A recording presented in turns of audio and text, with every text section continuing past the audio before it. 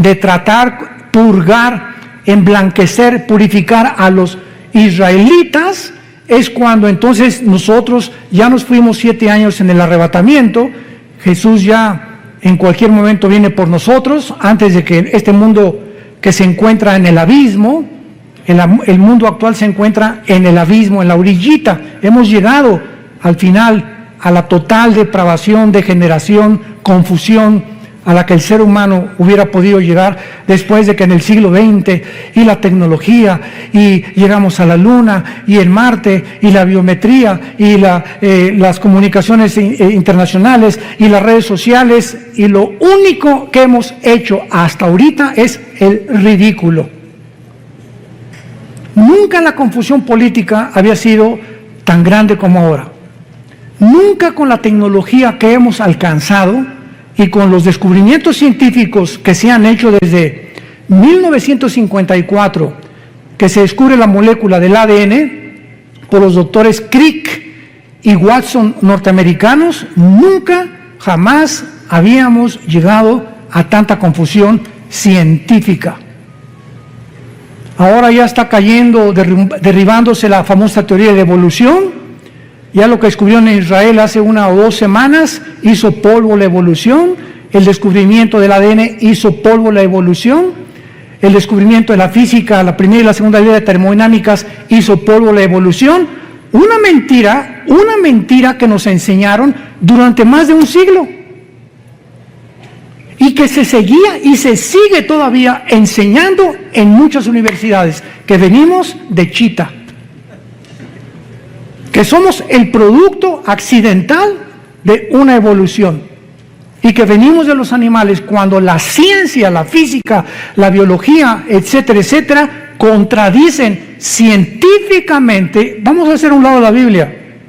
La misma ciencia contradice que es imposible la evolución cuando descubrieron el ADN. Sin embargo, esto nos enseña que cuando una mentira se repite 100 años, se acaba aceptando como una verdad. Dice el profeta Isaías, detuvieron la verdad. Y como el ser humano carece de iluminación para saber cuál es la verdad, el mundo tenía forzosamente que llegar al punto en donde nos encontramos. Nos encontramos en el abismo, donde las cosas no van a mejorar, las cosas van a ir de mal en peor. En el libro de Daniel, capítulo 12, encontramos la introducción que dice: en aquel tiempo se levantará Miguel. Daniel 12, versículo 1, el gran príncipe que está de parte de los hijos de tu pueblo. Será tiempo de angustia, cual nunca fue desde que hubo gente hasta entonces. Pero en aquel tiempo, ese es aquel tiempo que se repite otra vez en el versículo 1. ¿Ya lo vieron? Comienza diciendo: en aquel tiempo se va a levantar Miguel, el comandante en jefe de los ángeles de Dios, y habrá un tiempo de angustia, y en aquel tiempo será libertado tu pueblo. ¿De qué tiempo está hablando el ángel al profeta Daniel? Del tiempo de la gran tribulación. Y lo dice claramente: será un tiempo que jamás lo hubo, cuando hubo gente hasta entonces. Y estas mismas palabras Jesús las repite en Mateo 24, 21. Porque habrá gran tribulación como nunca el ser humano la ha visto jamás. Ni en el Holocausto judío, ni en la Primera Guerra Mundial, ni en la Revolución Bolchevique, ni en la Segunda Guerra Mundial, ni en la Guerra de Vietnam, ni en la Guerra de Corea, ni en los tsunamis que ha habido, ni terremotos. Lo que va a pasar sobre el mundo es algo inusitado que jamás en la historia se había visto. ¿Por qué? Bueno, cuando ya vamos al libro de Apocalipsis, vemos la respuesta. El abismo, que es donde se encuentran los demonios, que está en el centro de la tierra, el abismo, se va a abrir. Y van a salir del abismo millones de espíritus demoníacos para atormentar a los seres humanos mental y físicamente en los tiempos del anticristo. Al mismo tiempo que los demonios van a salir todos en libertad, imagínense abrirle las cárceles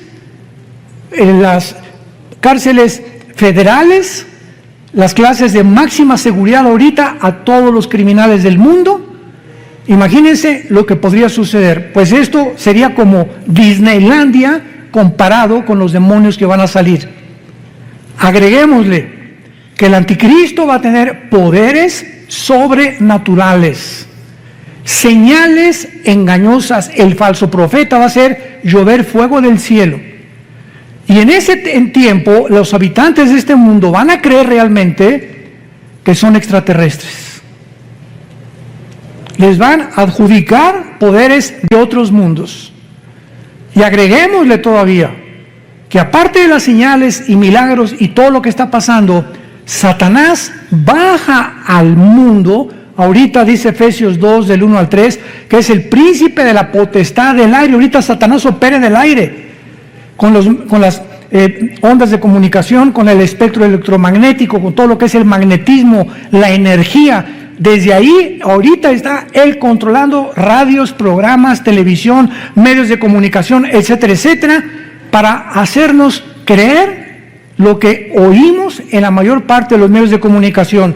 Pero Satanás no baja solo al mundo, lo acompañan los ángeles caídos.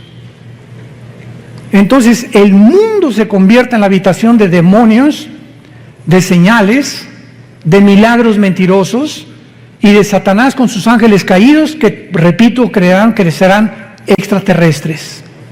Porque los ángeles tienen forma humana cuando se manifiestan en el mundo. Dice en 2 Corintios que Satanás se disfraza de ángel de luz. Esto es a lo que se refiere hace 2600 años el ángel que le da estas palabras al profeta Daniel. Y vemos nosotros, aparte de todo esto, ¿verdad?, que la Biblia continúa explicándole a Daniel en el versículo 2, y muchos de los que duermen en el polvo de la tierra, o sea, en el tiempo de la tribulación, serán despertados, o sea, va a haber una resurrección. Unos para vida eterna y otros para vergüenza y confusión perpetua. Damas y caballeros, santos de Dios, no todos vamos a resucitar al mismo tiempo. Pongan mucha atención. No todos vamos a resucitar al mismo tiempo.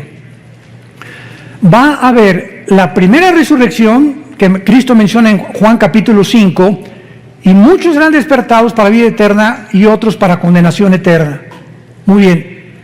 En lo que se llama la primera resurrección están involucrados los santos del Antiguo Testamento y nosotros, los santos de la iglesia. Y la otra resurrección para condenación se encuentra hasta Apocalipsis 20, del 11 al 15, que se llama el juicio del gran trono blanco, donde van a resucitar los incrédulos, o todos aquellos que rechazaron las leyes y los mandamientos de Dios. Pero vayamos a ver por qué decimos que hay un orden en la resurrección, porque Dios es un Dios de orden. Vayamos a la primera carta a los Corintios, capítulo 15, y veamos con muchísimo cuidado de qué forma el apóstol Pablo describe este orden de la resurrección que iremos desarrollando a continuación. 1 Corintios 15, versículo 20 en adelante. Mas ahora Cristo ha resucitado de los muertos, primicias. Esta palabra, apúntalo en tu Biblia, es primeros frutos. Primeros frutos. Es la palabra griega aparche, como suena aparche, que se refiere a la fiesta de los primeros frutos de Israel.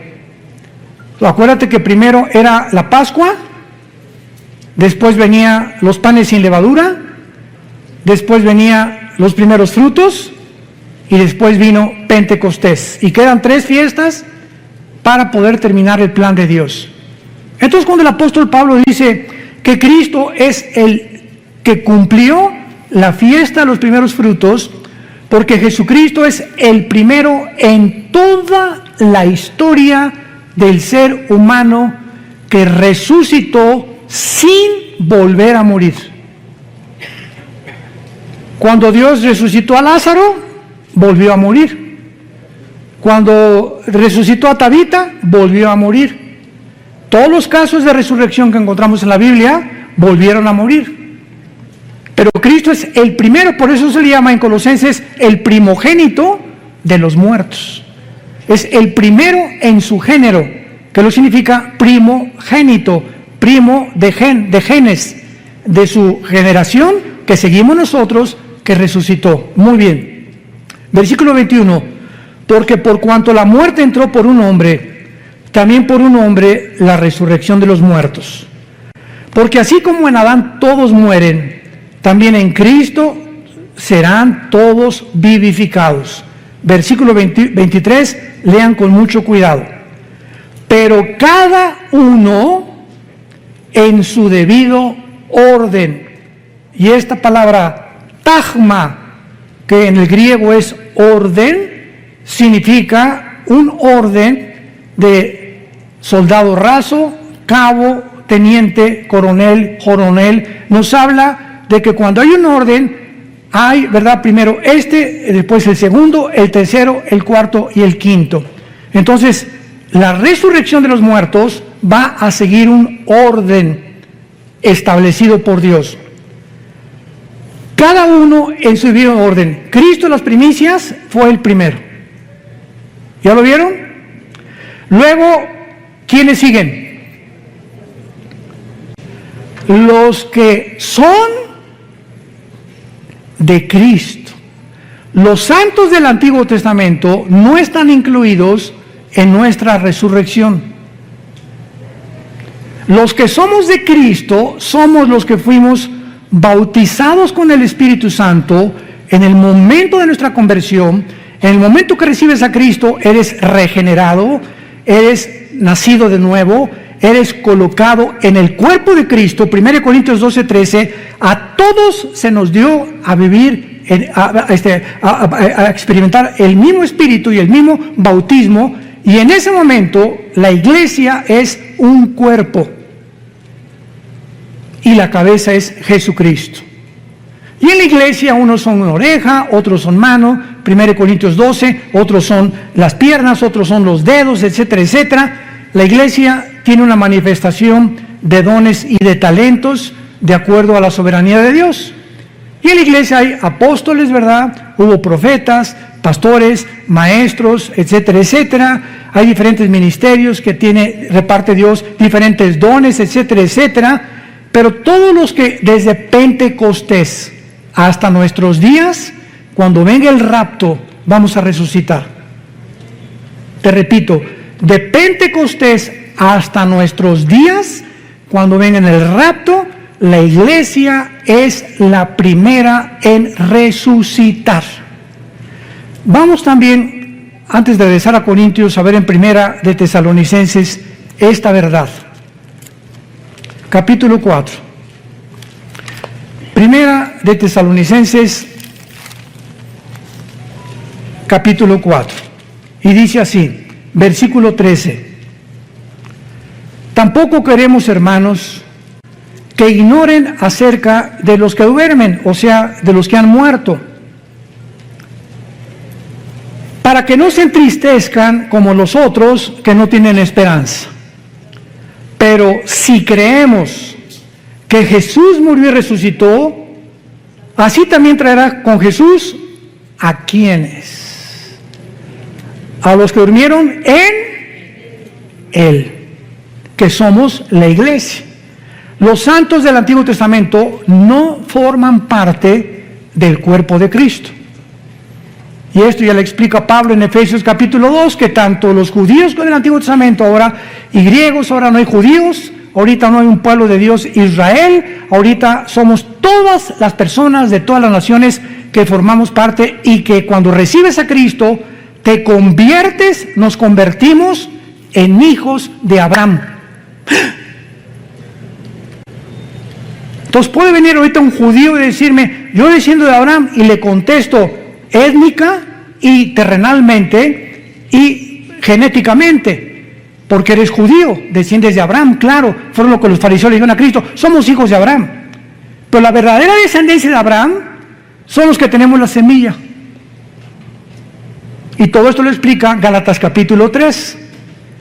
Cristo es la semilla prometida a Isaac. En Isaac te será llamada descendencia, o la esperma de Isaac vendrá después Jacob, Judá, Salomón, David, y ahí viene toda la descendencia. Y cuando recibes a Cristo, esa semilla, esa promesa que Dios le hizo a Abraham era espiritual. Entonces dice la Biblia, ahora los que somos de la fe, somos de Abraham. Y dice Romanos capítulo 2, no todos los que descienden de Israel son judíos, porque no es la circuncisión de la carne, sino la circuncisión del corazón. Tú a lo mejor no eres circuncidado, porque era el pacto, era una señal del pacto de Israel, pero si tienes a Cristo, formas parte del pueblo de Dios. Y a lo mejor si eres circuncidado y eres judío, aunque estés circuncidado, no eres parte del pueblo de Dios, porque no tienes a Yeshua Mashiach, a Jesús el Mesías, en tu corazón. ¿Me van siguiendo? Esto es importantísimo. Entonces por eso es ridículo, ¿verdad?, que haya cristianos que se ponen la kipá. Y a una iglesia mesiánica ahora, ¿verdad? Gracias a Dios que hay judíos que se están convirtiendo. Pero esto que nosotros queramos hacernos judíos y ya lo somos. Ya lo somos. ¿Por qué? Por la semilla de Abraham, porque tenemos a Cristo. No tenemos que adoptar lo que ellos hicieron. Ellos tienen el judaísmo. Es importantísimo para la iglesia, porque hay un movimiento tremendo, ¿verdad?, de cristianos que se quieren hacer judíos. ¿Para qué? Estás mejor así de tlaxcalteca. No niegues tus raíces. Muy bien. Entonces vemos nosotros que en Daniel 12, versículo 2, dice la Biblia que los judíos, desde Adán hasta Pentecostés, que nació la iglesia, hasta Hechos capítulo 2, la iglesia nació cuando el Espíritu Santo bajó en Pentecostés y formó la iglesia, el cuerpo de Cristo, que se llama un nuevo hombre. Y dice la Biblia en 2 Corintios 5, el que está en Cristo, nueva, o sea, esta nueva creación no existía. Cuando Dios descansó en Génesis capítulo 2, el séptimo día, ¿qué significa? ¿Que Dios se acostó en una hamaca? No, que Dios dejó ya de crear nada nuevo, todo conforme a su semilla, ardillas, hipopótamos, ballenas, todo, ¿verdad? Todo ya lo dejó Dios como lo había hecho. No volvió a crear nada. Pero cuando llega el momento de la iglesia, Dios hace una nueva creación, que somos nosotros.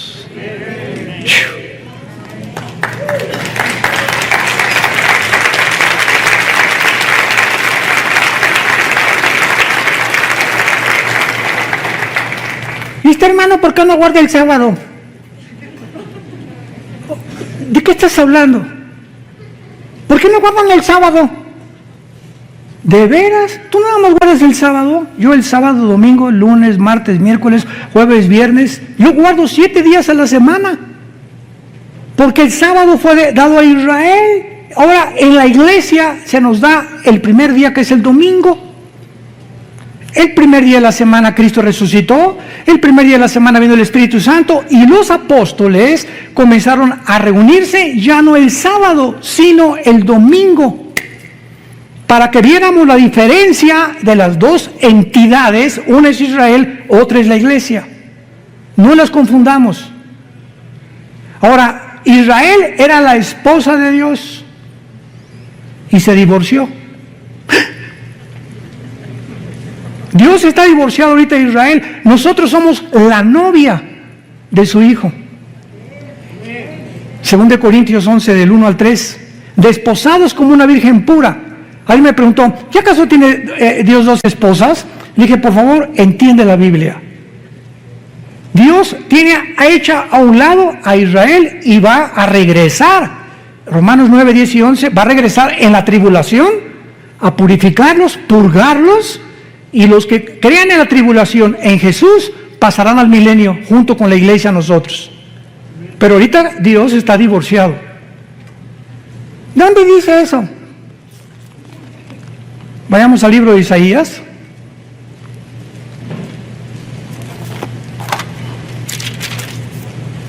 Capítulo 50. Isaías 51. Así dijo Jehová: ¿qué es de la carta de divorcio? La palabra que se escribió es repudio en el hebreo, y en el griego es shorin, que significa separación o divorcio. Está preguntando Dios: ¿qué es de la carta de divorcio de vuestra madre, de la cual yo la repudié? La madre es Israel, de los judíos. ¿O quiénes son mis acreedores a quienes yo he vendido? He aquí que vuestras maldades son vendidos y por vuestras rebeliones fue repudiada vuestra madre, que es Israel. Compáralo con Jeremías, capítulo 3, antes de que me llames hereje. Versículo 8. Jeremías 3, 8. Ella, está hablando de Israel, vio que por haber fornicado la rebelde Israel, yo la había despedido y dado carta de divorcio. Dios le está explicando tanto a Jeremías como a Israel: yo estoy divorciado de Israel. Pero no tuvo temor la rebelde Judá, su hermana, sino que también fue ella y fornicó. ¿Por qué Dios se divorció de Israel? La fornicación que Israel cometió era venderse a las naciones. Espiritualmente, en el Antiguo Testamento, la fornicación es un símbolo de unirte al mundo. Y en Santiago capítulo 4 en el Nuevo Testamento dice: oh almas adúlteras. Cuando un cristiano se va al mundo, has cometido fornicación. ¿Por qué? Porque estás traicionando los votos de lealtad y devoción que le tenemos a Jesús.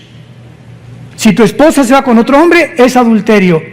Y el adulterio es la única causal y el abandono de hogar en el Nuevo Testamento para poder divorciarte. 1 Corintios capítulo 7. Las mismas causales por las cuales Dios se divorció de Israel le pertenecen a la iglesia. Dios se divorcia de Israel espiritualmente, y en el Nuevo Testamento el divorcio físico, visible, terrenal, es si tu esposa se va con otro o tu esposo se va con otro. Es la única causal, no hay otra causal más que el divorcio y el abandono de hogar. Que te diga a tu esposo: adiós, dile: adiós, gavilán pollero. Bye bye, que Dios te bendiga. Y quién sabe si lo bendiga, ¿verdad? Bueno, entonces, esto es importante, ¿verdad? El Dios del Antiguo Testamento está divorciado, y ahora nosotros, la iglesia, que somos un nuevo cuerpo, somos una novia de su Hijo Jesucristo. Qué grande demostración que la iglesia e Israel son dos entidades completamente diferentes. Porque hay enseñanzas cristianas donde mezclan y dicen: no, ya Dios acabó con Israel, ya no hay, la iglesia tomó su lugar, etcétera, etcétera. Y esto no lo enseña la Biblia. Dios le dice a Israel: adiós, ahí nos vemos. Y Jesucristo dijo en Jerusalén, cuando lo iban a crucificar el domingo de Ramos: Baruch Hashem Adonai Eloheinu, bendito me dirán el que viene en el nombre del Señor, hasta que Jesucristo regrese. Y los judíos, después de la tribulación, Apocalipsis 1:8, mirarán al que traspasaron. Romanos 11, 25 y 26, Israel será salvado. Hasta ese momento, la esposa que era antes de Dios se volverá a unir a su marido. Y seremos una sola entidad en el tiempo del milenio. Entonces, Dios no se ha olvidado de la esposa despreciada. Si esa esposa regresa y le pide perdón a Dios y reconocen a su hijo como el Mesías, Dios vuelve a renovar sus votos por el pacto que hizo con Abraham. ¿Ven qué importante es entender la Biblia sistemáticamente para no caer en herejías y en tonterías y ya se acabó con la iglesia, con Israel, ya no tiene para nada, ¿verdad? Claro que ahorita no tiene absolutamente nada. Cuando crucificaron a Cristo, dijo, ¿verdad? Dijeron los judíos, la sangre sea sobre nuestras cabezas. Y en ese momento la maldición vino sobre Israel, que se encuentra todavía esta maldición en Israel, menos en los judíos que han aceptado a Jesucristo como el Mesías y que forman parte de la iglesia. Pero en el año 70 después de Cristo llegaron los romanos, encabezados por Tito, el general romano, hijo del emperador Vespasiano, y arrasaron Jerusalén y no dejaron piedra sobre piedra.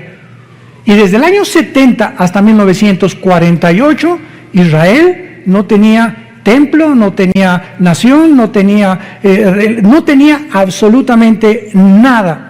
Regresaron en el 48 para despertar, para resucitar nacionalmente, porque la Biblia habla de dos regresos de Israel. Ya regresaron nacionalmente, regresarán espiritualmente en la gran tribulación. Entonces no es hasta que se conviertan, Ezequiel 37, la visión de los huesos secos, ¿se acuerdan? Que Ezequiel le dio es una visión de los huesos, que es Israel, y lo dice, los huesos son mi casa. Y ahorita se están juntando los tendones con los huesos hasta que se forma el cuerpo, que es Israel, cuando Jesucristo regrese junto con nosotros para reinar con ellos en el milenio. Regresamos a 1 Corintios. Entonces vemos que la primera resurrección le pertenece a la iglesia, a los que somos del cuerpo de Jesucristo. Y después dice claramente, en este orden, el apóstol Pablo, los que son de Cristo en su venida, luego el fin cuando entregue el reino de Dios y Padre. Muy bien. La resurrección, viene Cristo mañana, supongamos, o la semana que entra, desaparecemos millones de personas. Yo pienso sinceramente que somos la generación que no va a gustar la muerte, que somos la generación que no vamos a saber lo que es morir. De repente las noticias se congestionarán, los medios de comunicación, aviones que van a caer porque el piloto desaparecieron, accidentes de tránsito, todos los niños menores de edad desaparecerán del planeta, siendo ya de padres incrédulos o no padres incrédulos. Los niños son de Dios, dejen que los niños se acerquen a mí. No dijo Jesús, nada más los cristianos, o nada más los judíos, no, se acerquen todos los niños, son míos los míos, pertenecen de una forma misteriosa y espiritual a Jesucristo. Y entonces van a pasar 7 años de tribulación, y cuando termine la tribulación resucitan todos los santos desde Adán hasta la cruz. Y después en el milenio va a haber otra resurrección, porque cuando Cristo venga, hagan de cuenta que entramos ya al milenio, resucitados nosotros con cuerpos resucitados, bajamos del cielo con Cristo con cuerpos glorificados ya, pero cuando venga Cristo, dice Zacarías capítulo 13, versículo 8, que una tercera parte va a sobrevivir la tercera guerra mundial. Una tercera parte sobrevivirá la guerra del Armagedón. Y esta tercera parte que sobreviva, va a haber, Mateo 25, un juicio de los cabritos y de las ovejas. Y Dios va a juzgar a los cabritos y a las ovejas. Las ovejas son las que siguieron a Jesús en la tribulación, los cabritos, los que le rechazaron, serán condenados, y los sobrevivientes cristianos de la tribulación van a pasar al milenio. Los que se convirtieron en la tribulación y se salvaron de la muerte del anticristo. Pero esas personas que entran al milenio tienen que morir, ¿verdad? Porque se ha establecido Romanos 9 que los hombres muramos una sola vez y después el juicio. Entonces, ¿cómo van a entrar a la eternidad estas personas que pasaron de la tribulación vivos al milenio si no han resucitado? Entonces, la mayor parte de estos que van a entrar se van a rebelar contra Cristo, Apocalipsis 20, del 10 en adelante, y Satanás será sacado del abismo y encabezarán la última guerra, Gog y Magog, que es diferente de la Ezequiel 38 y 39, para pelear contra Cristo, y los que se hayan convertido en milenio resucitarán para entrar a la Nueva Jerusalén.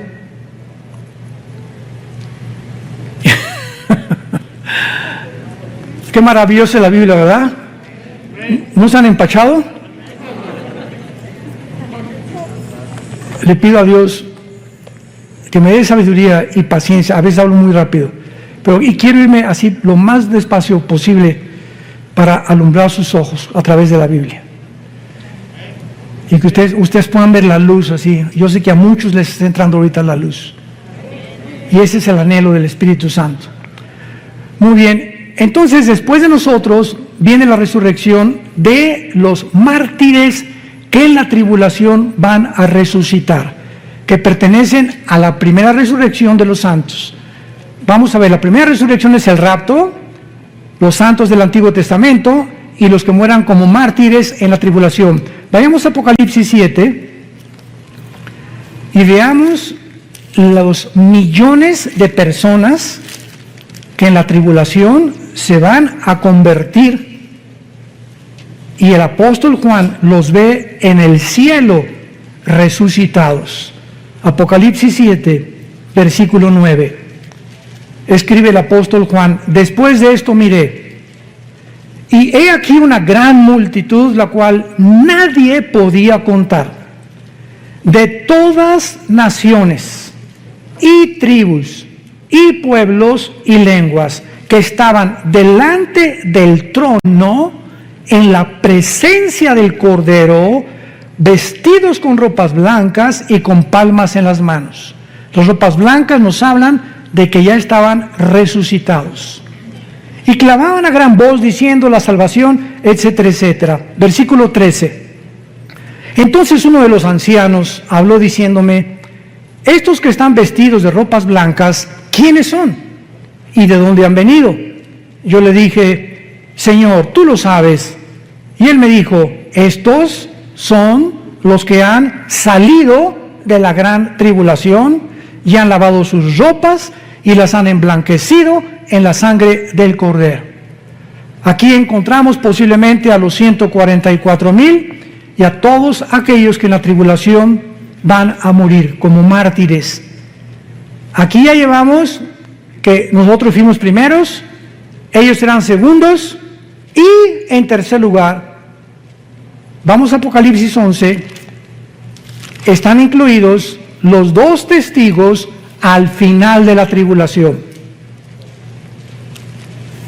Dice Apocalipsis 11, versículo 7, cuando hayan acabado su testimonio, está hablando de los 2 testigos. La bestia que sube del abismo hará guerra contra ellos y los vencerá y los matará, y sus cadáveres estarán en la plaza de la grande ciudad, que en sentido espiritual se llama Sodoma y Egipto, donde nuestro Señor fue crucificado.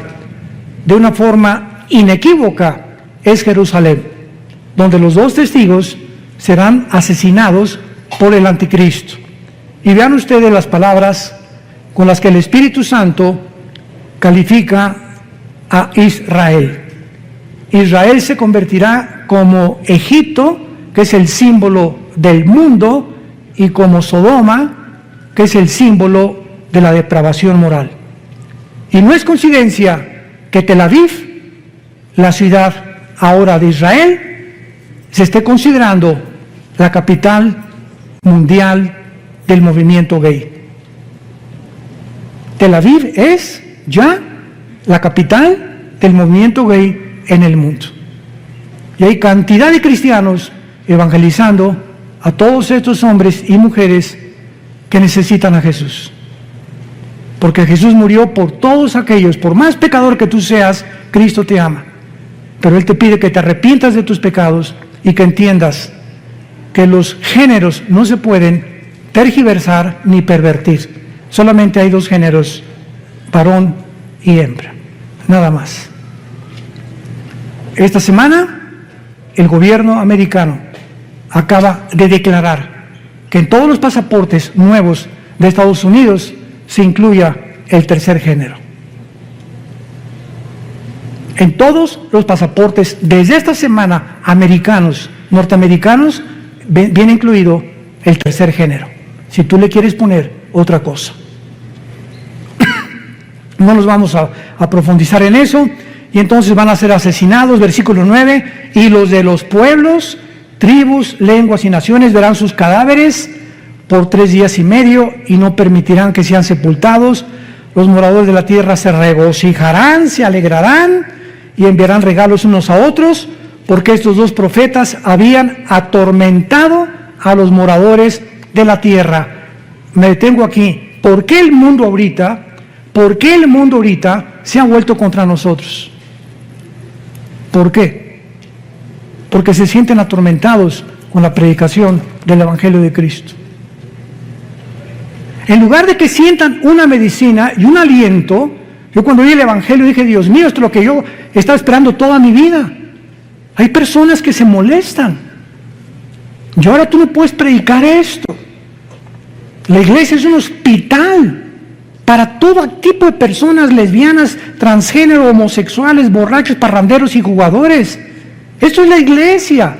Le abrimos la puerta a todos para que podamos ser sanados de la condición en la que el mundo tal vez nos empujó a ser. Cualquiera de ustedes que oiga mi testimonio no lo vas a creer. No lo vas a creer lo que yo era antes de venir a Jesús hace 46 años. Este año cumplo 46 años, no de edad, de cristiano. Y 43 años cumplo este año de predicar la palabra de Dios. A los 3 años de convertido comencé a predicar en la sierra a los indígenas de Oaxaca y de Guerrero. Tuve 3 años en la sierra, durmiendo en pisos de adobe, tapándome con periódicos. Mi cojín era un ladrillo envuelto en periódicos, así que si realmente alguien ha vivido la pobreza, he sido yo. Pero antes de eso, tú no te imaginas lo que yo era. Creo que en internet está algo de mi testimonio. Pero Juan Charrasqueado se quedaba chiquito. Pero lo que nos interesa es lo siguiente, y dice el versículo 11, pero después de 3 días y medio, entró en ellos el Espíritu de vida, enviado por Dios, se levantaron sobre sus pies y gran temor cayó sobre los que los vieron. O sea, los 2 testigos son el último fruto de la resurrección. Entonces, la iglesia, en el rapto, todos los mártires a la mitad de la tribulación y los 2 testigos al final. Y cuando Cristo venga, en cuarto lugar, los santos del Antiguo Testamento. Este es el orden que Dios ha establecido, es un orden, y no importa el tiempo que los del Antiguo Testamento van a resucitar después de la tribulación, nosotros primero, etcétera, etcétera, pertenecemos a lo que se llama la primera resurrección, que está dividida en diferentes tiempos. Y la otra, la única en la que tú vas a resucitar, si tú no tienes a Cristo, será al final del milenio. Apocalipsis 20 del 11 al 15 se llama el juicio del gran trono blanco. Dios va a abrir los libros, el libro de la vida, el libro del Cordero, etcétera, etcétera, y el que no se haya inscrito será lanzado al lago de fuego, que es la muerte segunda. Ahí Dios, enfrente de los ángeles, nosotros como la iglesia, dice 1 Corintios 6 del 2 al 3, que seremos el jurado, nosotros la iglesia seremos el gran jurado. Dios te demostrará que Él te amó, que dio su vida por ti en una cruz, que en esta mañana te está hablando para que te arrepientas y vengas a la...